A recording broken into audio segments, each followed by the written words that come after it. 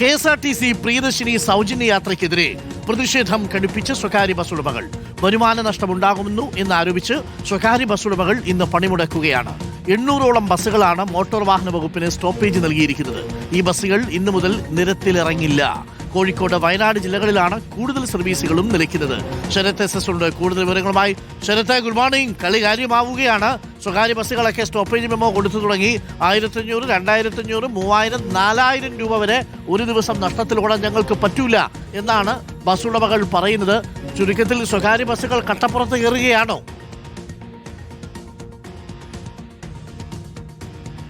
Good morning doctor എൻകുമാർ. അത് തന്നെയാണ് യാഥാർത്ഥ്യം. അതായത് ഞാനിപ്പോൾ കോഴിക്കോട് ബസ് സ്റ്റാൻഡിലാണ്. സ്വകാര്യ ബസ്സുകൾ ഇവിടെയാണ് നിർത്താറുള്ളത്.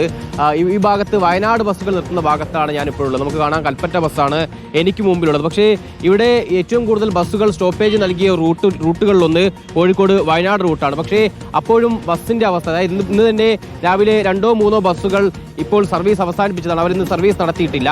അപ്പോഴും ബസ്സിൽ വളരെ യാത്രക്കാർ വളരെ കുറവാണ് എന്നുള്ളതാണ്. അത്രത്തോളം പ്രതിസന്ധി ഈ ബസ്സിലുണ്ട്. നമുക്ക് ബസ്സിനകത്തേക്ക് കയറിയാൽ തന്നെ അത് മനസ്സിലാക്കാൻ സാധിക്കും. സാധാരണഗതിയിൽ ഈ സമയത്തൊക്കെ തന്നെ തിരക്കുണ്ടാവേണ്ട സമയമാണ്. ഇന്ന് വർക്കിംഗ് ഡേ ആണ്. പക്ഷേ വലിയ തിരക്ക് ഈ 2-3 ബസ് ഇല്ലാത്ത സമയത്ത് പോലും ഈ ബസ്സിൽ ഉണ്ടായിട്ടില്ല എന്നുള്ളതാണ്. ഇതിപ്പോൾ ഒരു അരമണിക്കൂറിലധികമായി ഈ ബസ് സ്റ്റാൻഡിൽ ഇങ്ങനെ നിർത്തിയിട്ടിരിക്കുന്നു. ഈ സമയം വരെ ഈ തിരക്കാണ്. അതായത് ഇത്ര ആളുകൾ മാത്രമാണ് ഈ ബസ്സിലേക്ക് കയറിയിട്ടുള്ളത്. അതുകൊണ്ട് തന്നെ സ്വകാര്യ ബസ്സുകൾ എങ്ങനെ സർവീസ് അവസാനിപ്പിക്കാതിരിക്കും എന്ന ചോദ്യം തന്നെയാണ് ഈ ഘട്ടത്തിൽ ഉയരുകയും ചെയ്യുന്നത്. എന്തായാലും അവരൊക്കെ തന്നെ വലിയ പ്രതിസന്ധിയിലാണ്. പ്രത്യേകിച്ച് ഇന്ധന വില വർധനവ് ഒരു വലിയ പ്രതിസന്ധിയായി മാറുന്നു. മാത്രമല്ല സ്ത്രീ യാത്രക്കാർ ബസ്സിലില്ല. കൂടാതെ വിദ്യാർത്ഥി കൺസെഷൻ അടക്കമുള്ള പ്രതിസന്ധികൾ ഇവരെ വല്ലാതെ അലട്ടുകയും ചെയ്യുന്നുണ്ട്. നമുക്കും ബസ്സിന്റെ ജീവനക്കാർ കൂടി ചേരുന്നുണ്ട്. നിലവിൽ ഇന്നിപ്പോൾ എത്ര ബസ്സുകൾ വയനാട് റൂട്ടിൽ സർവീസ് അവസാനിപ്പിച്ചതിന് മുൻപിലുള്ള? രാവിലെയുള്ള ഒരു 2-3 ബസ് പോയില്ല. ഇല്ല, അത് G-Form കൊടുത്തിട്ട് നിർത്തി. കാരണം രാവിലെ ഇവിടുന്ന് ഇപ്പോൾ കയറാൻ ആരുമില്ല. ഇവിടുന്ന് കാലിയാണ് വണ്ടി പോകല്.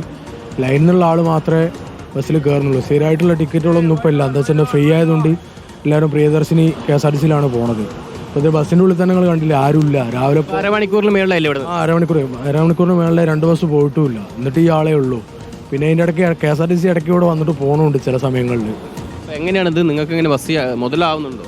എവിടെ ഡെയിലി മുതലാളിമാർ കയ്യിൽ നിന്ന് ഇങ്ങോട്ട് ഇട്ട് തരണം. എന്നാലും നമുക്ക് ഇതിൽ വൈകുന്നേരം ആകുമ്പോൾ കൂലി കൊടുക്കാനും എണ്ണ അടിക്കാനൊക്കെ ഇതിൽ പൈസ ഉണ്ടാവും. രാവിലെ തൊട്ട് വൈകുന്നേരം വരെ അവിടെ വെറുതെ എന്തായാലും പോയി വരിക. 1-2 ആൾക്കാർ അവിടെ നിന്ന് ഇവിടുന്ന് കയറാനുണ്ടാവും, വേറെ ആരും ഉണ്ടാവില്ല.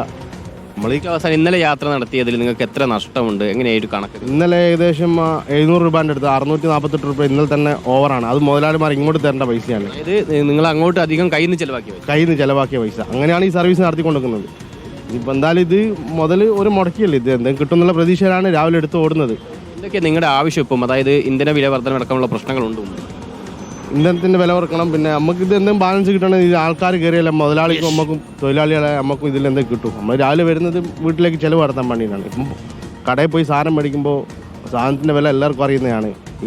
ഈ പറയുന്ന ആൾക്കാർ, ഈ മന്ത്രിമാരായാലും MLA-മാരായാലും ഓർക്ക് സഞ്ചരിക്കാനൊക്കെ റോഡ് ക്ലിയർ ആക്കിയിട്ടും എന്താക്കിയിട്ടും ഈ പറയുന്ന പോലെ എല്ലാ സാധാരണക്കാരായ എല്ലാ മനുഷ്യർക്കുമുള്ള ചെലവ് ബസ് ജീവനക്കാർക്കുമുണ്ട്. അതുകൊണ്ട് തന്നെ ഈ വരുമാനം, അത് പ്രത്യേകിച്ച് ഈ പ്രിയദർശിനി വന്നതോടുകൂടി തന്നെ സ്വകാര്യ ബസ് മേഖല വലിയ പ്രതിസന്ധിയിലാണ്. ആ സാഹചര്യത്തിലാണ് 800ഓളം ബസ്സുകൾ സ്റ്റോപ്പേജ് നൽകിയിട്ടുള്ളത്. പ്രത്യേകിച്ച് വയനാട്, കോഴിക്കോട് റൂട്ടിലാണ്. എന്നിട്ട് പോലും ബസ്സിൽ തിരക്കില്ല എന്നുള്ളതാണ്. സാധാരണഗതിയിൽ ഇത്തരം ബസ്സുകളൊക്കെ തന്നെ സർവീസ് അവസാനിപ്പിക്കുന്ന സമയത്ത് മറ്റു ബസ്സുകളിൽ കാര്യമായ തിരക്ക് അനുഭവപ്പെടാറുണ്ട്. പക്ഷേ അതുപോലും ഇപ്പോൾ കാണാനില്ല എന്നുള്ള യാഥാർത്ഥ്യമാണ്. ആ രീതിയിൽ വലിയ പ്രതിസന്ധി മേഖല നേരിടുന്നുണ്ട്. എന്തായാലും വലിയ സമരത്തിലേക്ക് അടക്കം ബസ് ഓപ്പറേറ്റീവ് അസോസിയേഷൻ കടക്കാൻ വേണ്ടി തീരുമാനിച്ചിട്ടുണ്ട്. 2-ാം തീയതി കോഴിക്കോട് കളക്ടറേറ്റിൽ നിരാഹാര സമരം നടത്താനാണ് ഇപ്പോൾ തീരുമാനിച്ചിട്ടുള്ളത്. ഓക്കെ, ശരത്താണ് പറയുന്നത്. കേൾക്കുമ്പോൾ ചെറിയൊരു ആശങ്കയും ഉണ്ട് എന്നുള്ളതാണ്. ഇന്നലെ ഗതാഗത വകുപ്പ് മന്ത്രി പറഞ്ഞത് സ്വകാര്യ ബസ് ഉടമകളൊക്കെ വരുമാനം മറ്റു സ്രോതസ്സുകളിൽ നിന്ന് കണ്ടെത്തിക്കൊള്ളണം എന്നുള്ളതാണ്. വണ്ടി ഓടിക്കാനല്ലാതെ സാറേ ഞങ്ങൾക്ക് വേറെ പിടിച്ചു കുറിക്കാനൊന്നും അറിയത്തില്ലല്ലോ.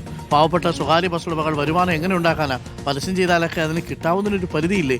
ഒരു ദിവസം 14,000 രൂപയുടെ നഷ്ടമുണ്ടെന്നാണ് ചില സ്വകാര്യ ബസ് ഉടമകൾ പറയുന്നത്. അത് അന്യായമായ നഷ്ടമാണ്. അത് സഹിച്ചുകൊണ്ട് അവർക്ക് ഓടാൻ പറ്റൂല എന്നുള്ളതാണ്. അല്ലെങ്കിൽ തന്നെ വലിയ ലാഭമുള്ളൊരു ബിസിനസ് അല്ല ഇപ്പോൾ സ്വകാര്യ ബസ് ഉടമകൾ എന്ന് പറയുന്നു. മാത്രമല്ല നോക്കൂ, ഡീസലിൻ്റെ വില കുത്തനെ കൂടിയിരിക്കുന്ന ഒരു സമയം. അതേപോലെ ഇപ്പോൾ വണ്ടി കയറാൻ ആളില്ലാത്ത അവസ്ഥയുണ്ടാവുന്നു. ഇതാണ് സംഭവിക്കുന്നത്.